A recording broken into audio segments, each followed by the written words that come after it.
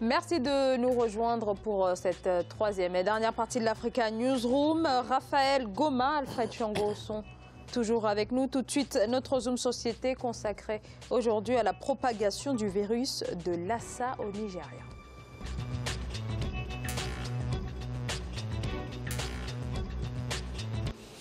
Et les autorités sanitaires ne s'attendaient pas à une telle propagation. La fièvre Lassa, virus proche d'Ebola, se propage à une vitesse sans précédent. Déjà plus de 100 morts en à peine 3 mois sur plus de 400 cas confirmés. 18 États sur les 36 que compte le Nigeria sont concernés. Mais les cas les plus inquiétants se situent surtout dans le sud du pays. On fait le point sur la situation avec Deogracias Podo. Endémique dans de nombreuses régions d'Afrique subsaharienne, la fièvre de Lassa sévit depuis plusieurs mois au Nigeria. L'épidémie, qui a été officiellement déclarée début janvier 2018, a fait plusieurs centaines de victimes. L'Organisation mondiale de la santé tente d'apporter son soutien au gouvernement dans la formation des professionnels de santé et la prise en charge des malades. Le Centre nigérian de contrôle des maladies a diagnostiqué plus de 400 cas confirmés et les dernières statistiques suscitent toujours des inquiétudes. La question est la suivante. Comment en sommes-nous arrivés là? La réalité, c'est que le virus devient de plus en plus virulent. Est-ce que nous avons suffisamment conscience qu'un virus de forte mutation a été transmis et cause plus de maladies?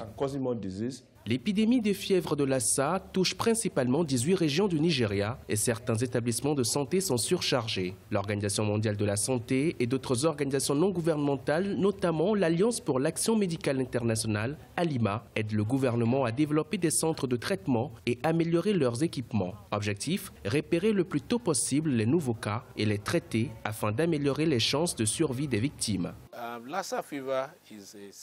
La fièvre de Lassa persiste à cause du manque d'infrastructures de soins de santé sur le territoire. En tant que ministre de la Santé, j'avoue qu'il y a une défaillance à corriger dans l'architecture de notre système de santé. Les autorités sanitaires nigériennes sont également préoccupées par le taux de mortalité parmi les agents de santé, avec 27 personnes touchées depuis le début de l'épidémie et 6 décès enregistrés. Le syndicat médical du pays attribue cela au manque d'équipements de protection pour les travailleurs de la santé et menace d'arrêter leur service si la situation n'est pas réglée. Alors, plus de 400 cas de fièvre de Lassa qui ont déjà été déclarés cette année, contre seulement 143 en 2017. Les autorités nigérianes ne sont toujours pas armées, Alfred Chango, pour y faire face. Oui, il y a là un accroissement exponentiel du nombre des victimes et puis des morts. C'est assez surprenant, assez étonnant de la part du Nigeria qui connaît cette fièvre-là qui a été découverte depuis 1969, qu'on n'arrive pas à mettre des infrastructures ou des structures en place pour non seulement la recherche, mais aussi des équipements de soins pour le personnel soignant eux-mêmes, de protection. Et puis, à travers le pays, le ministre de la Santé a quand même le courage de reconnaître l'insuffisance des infrastructures. C'est quand même assez surprenant et assez déroutant. Qu'à cela ne tienne, ça nous pose une autre question, c'est-à-dire, voilà l'une des économies les plus fortes d'Afrique. La première, sinon la deuxième, en alternance avec l'économie d'Afrique du Sud. Et le gouvernement fédéral n'est pas capable de dégager de fonds pour financer les équipements et la recherche médicale. C'est quand même assez décevant de la part du Nigeria.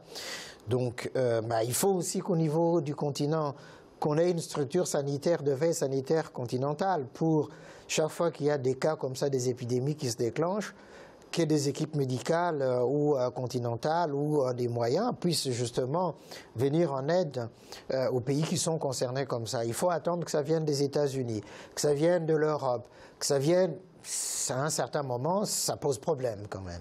Raphaël Goma, effectivement, le continent africain a toujours... en tout cas, les gouvernants, les autorités sont à chaque fois surprises finalement par ce genre de cas, ce genre d'épidémie.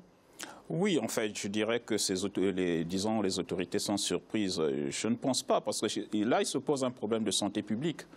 au-delà bien sûr des infrastructures, disons, médicales ou du matériel médical, je pense que c'est un problème de santé publique. Parce qu'en fait, la fièvre de Lassa, comme on le dit, est liée à un rongeur. Et vous savez qu'en Afrique, moi-même j'ai vécu cela, dans mon pays à Brazzaville, vous avez, il y a des petits rongeurs qui sont dans des habitations. Et ces petits rongeurs vont sur les aliments, vont sur tout. Et donc cela entraîne effectivement cette propagation de maladies. Mais je pense qu'il y a ce qu'on appelle aussi de la prévention. Il peut arriver qu'à un moment donné, qu'on fasse, disons, qu'on mène des opérations sanitaires pour éradiquer, peut-être pas, mais au moins réduire le nombre de ces rongeurs dans les habitations. Mais cela ne se fait jamais. Il ne faut pas attendre seulement que la maladie puisse s'installer pour dire, bon ben voilà, il faudra qu'on nous donne du matériel. Et je crois qu'il y a... c'est une politique de santé publique. Et il y a un autre aspect de problème dont vient de parler Alfred, c'est la solidarité africaine. Moi, je ne comprends pas. Comment peut-on toujours attendre que l'aide vienne d'ailleurs, tout au moins de l'Europe, des États-Unis, du Canada, alors qu'en Afrique, il y a quand même des États qui ont quand même développé une certaine médecine qui peut venir en aide à ce pays qui, aujourd'hui, connaît une, disons, mortalité exponentielle vis-à-vis de ce virus, de cette fièvre de Lassa. Je pense qu'il faudra quand même qu'on s'interpelle, nous, Africains, et aussi bien les autorités que les intellectuels africains aussi. Oui, il y a des médecins qui exercent ici, qui peuvent mener des opérations en direction de l'Afrique pour dire, écoutez, nos populations, nos parents, nos frères sont en train de souffrir, faisons, je sais pas, appelons ça escadron sanitaire, ou tout ça, convoi sanitaire. On a vu des gens faire ça ici en Europe et ailleurs. Pourquoi ne le ferons-nous pas pour aller essayer d'éradiquer peut-être ces rongeurs dans les habitations? Oui, mais ce que vous soulevez là, Raphaël, est très important. Pourquoi il faut que ce soit Médecins du Monde ou Médecins sans frontières qui interviennent dans ces genres de cas? On peut constituer effectivement en Afrique ce genre de structure qui pourrait justement intervenir dans ces genres de cas. Mais vous avez soulevé aussi un autre problème qui est important, le problème de la prophylaxie. Le problème de l'hygiène. Parfois, nous mourrons en Afrique faute d'hygiène. Simple, du quotidien, se laver les mains, utiliser le savon et puis éviter le contact avec justement tout ce qui, dans les excrétions du corps, peuvent contenir justement ce virus. Si à ce niveau-là on ne le fait pas, mais cette propagation est liée en partie à ça, c'est-à-dire qu'on ne prend pas compte justement des mesures d'hygiène élémentaires, le savon tout simplement, hein, se laver les mains avec du savon, quand on touche les malades, mais oui, il faut se protéger, et puis voilà, sinon ça risque d'aller encore plus loin. On n'est qu'au début de l'année, 100 morts, mais qu'est-ce que ça sera d'ici à la fin de l'année si ça n'est pas maîtrisé? Et je voudrais ajouter un aspect de problème là-dessus, parce qu'effectivement, j'ai vu le ministre nigérian se plaindre qu'il n'y a pas du matériel, ainsi de suite. Mais j'ai vu il y a une opération anticorruption qui est menée dans son État. Et ils saisissent des milliards, je pense, d'argent. Mais ils peuvent investir cet argent-là au niveau des infrastructures sanitaires, des hôpitaux et peut-être du matériel. Je crois que c'est aussi un aspect de problème. Parce que Alfred l'a soulevé, c'est depuis 1969 que ce virus a été découvert. Mais au niveau de la recherche, qu'avons-nous fait au niveau disons, de la région d'Afrique? Parce qu'il y a quand même des chercheurs en Afrique. Dès qu'on découvre une souche de virus, on doit quand même mener de la recherche pour pouvoir voir comment lutter contre ce virus-là. Je pense que jusqu'à aujourd'hui, je n'ai pas encore vu de travaux probants dans ce domaine-là. Nous devons nous interroger. Je suis tout à fait d'accord avec vous, Raphaël. C'est-à-dire qu'il y a un sérieux vraiment problème.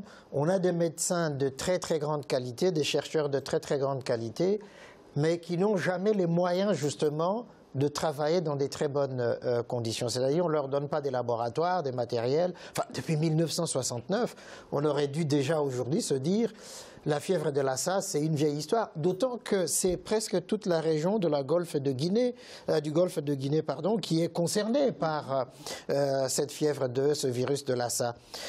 Mais tous les États, ils ont des médecins, on l'a dit ici, il y en a qui sont ici, qui sont aux États-Unis, qui sont partout à travers le monde, hein, des très bons médecins africains, des chercheurs. mais qu'on aurait pu justement structurer, leur donner des moyens, dire ben voilà un laboratoire continental de recherche sur ces maladies qui nous concernent, nous Africains d'abord. Parce que si c'était en Europe, ben, ils auraient mobilisé tous les moyens, si c'était aux États-Unis, tous les moyens justement pour trouver, on nous dit la ribavirine aujourd'hui, mais on sait que le temps de l'incubation c'est de 6 à 21 jours. Le dépistage, s'il ne se fait pas à temps, ben effectivement, on arrive justement au développement de la maladie. Mais c'est en amont, justement.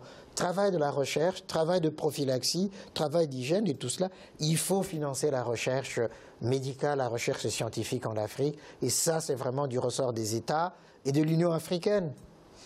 Comment expliquer que... Effectivement, tout ce que vous dites, c'est que finalement, la recherche scientifique est un domaine, notamment dans le milieu médical, est un domaine totalement délaissé. C'est le cas aujourd'hui en Afrique. C'est l'un des secteurs, et notamment dans un pays comme le Nigeria, c'est un secteur délaissé qui arrive véritablement en dernier dans les priorités du gouvernement. Je ne sais pas si ça arrive en dernier, mais tout au moins parmi les derniers, parce que jusqu'à aujourd'hui, je ne peux pas comprendre qu'il n'ait rien fait au niveau de cette fièvre hémorragique. Mais il faut dire qu'il y a des États tels qu'en Afrique, je prends l'Afrique au sens large, hein, quand je prends l'Afrique du Nord jusqu'au Sud. Et donc il y a des pays comme le Maroc où il y a vraiment de la recherche qui est menée au niveau au niveau médical. Il y a l'Afrique du Sud aussi, il y a des médecins qui travail. Mais au niveau, bien sûr, du golfe de Guinée, comme le disait Alfred, j'ai comme l'impression qu'il y a cet attentisme-là. Alors, faut-il lier ça peut-être à une volonté politique? Je n'en sais rien. Je ne peux pas le dire aujourd'hui, d'autant plus que je n'ai pas les tenants ni les aboutissants de ce qui se passe dans ce pays, le Nigeria. Mais je pense que le Nigeria est quand même un grand pays, économiquement parlant, et qui a les moyens nécessaires de monter, disons, des laboratoires de recherche en matière sanitaire pour pouvoir trouver, disons, des remèdes pour, disons, éradiquer, peut-être pas, oui, disons éradiquer, parce qu'on a vu quand même des virus qu'on a éradiqués dans ce monde-là. Absolument, absolument. Je crois effectivement qu'il y a... ce que dit le ministre de la Santé, c'est quand même, c'est important et c'est en même temps grave.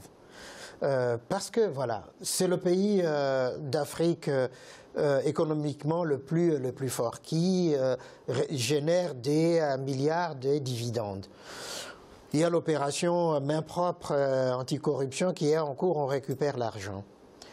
Imaginons simplement, il y a quelques années, 20 milliards de dollars évaporés des dividendes du pétrole. Avec ces 20 milliards de dollars, la fièvre de Lassa aurait été déjà éradiquée. Vous créez des laboratoires partout, des hôpitaux à deux pointes avec des médecins, des chercheurs. Le problème, il est résolu. Mais on en est encore à attendre que ça vienne des États-Unis, que ça vienne de l'Europe, de l'OMS et des choses que sais-je encore. Ça, c'est la faillite aussi de nos politiques en Afrique, hein. Alors, l'OMS, justement, décrit la fièvre de Lassa comme une infection virale, donc proche de la famille d'Ebola, notamment. C'est une donnée qui inquiète, d'autant plus que le Nigeria était l'un des pays les plus touchés par le virus il y a à peine 2-3 ans. Oui, il y avait le Nigeria, il y avait la Guinée et puis le Sierra Leone qui était très affecté par Ebola. Et c'est inquiétant. Si aujourd'hui la fièvre de Lassa est en train de monter en puissance, et d'ici demain ou après-demain, on entend encore qu'il y a la fièvre Ebola qui est revenue. Je crois qu'il faudra prendre des mesures, disons, nécessaires pour pouvoir mettre un frein à cela. Parce qu'on ne doit pas attendre qu'il y ait des milliers de morts pour dire, bon, voilà, les États-Unis et les Européens venaient à notre secours comme on l'a fait pour Ebola. Je crois qu'ils doivent prendre des mesures nécessaires pour éradiquer cela. D'autant que, par exemple, pour la fièvre de Lassa, contrairement à Ebola, on connaît déjà le virus, il y a un médicament qui existe, mais il faut s'y prendre à temps pour la ribavirine. Et je ne comprends même pas qu'il n'y ait pas de stock, puisqu'on sait que c'est une maladie endémique. Et qu'il n'y ait pas de stock pharmaceutique justement de ribavirine pour dire on détecte la maladie, on traite les malades. Non, mais il n'y a pas de stock, il n'y a pas d'équipement, il n'y a rien du tout. Et on est pris au dépourvu de cette manière-là. Je dis la prévoyance, hein, la politique, c'est la prévision aussi. Mais là, en l'occurrence, ce n'est pas le cas. Hein. Oui, mais je vais aborder dans le même sens. Je vais vous dire, Zara et puis Alfred, mon cher Alfred, moi, quand j'étais gamin, il y avait des équipes qu'on appelait des groupes mobiles qui allaient souvent de ville en ville et dans les écoles pour apporter des médicaments aux populations. C'était de la prévention. Tout à fait. Et ça permettait aux populations de pouvoir vraiment... Et là encore, on avait des moyens qui étaient minces, minimes. Aujourd'hui, ces États, ils ont des moyens colossaux et ils sont incapables de prévenir ces genres d'endémies. Ça m'inquiète. Oui. Ça m'inquiète. Merci donc à tous les deux d'avoir participé à ce débat. Raphaël Goma, je rappelle que vous êtes enseignant-chercheur à l'Université Paris 13 Villetaneuse. Merci d'avoir accepté notre invitation. Merci Zara, c'est toujours un plaisir d'être sur votre plateau. Alfred Chongo, merci pour votre éclairage et toutes vos explications tout au long de cette émission. Merci infiniment Zara, très heureux d'avoir partagé ce plateau avec vous et avec Raphaël et puis à mes très chères téléspectatrices. Merci de leur accueil bienveillant. Et merci bien sûr à vous de nous avoir suivis. À demain, très bonne soirée.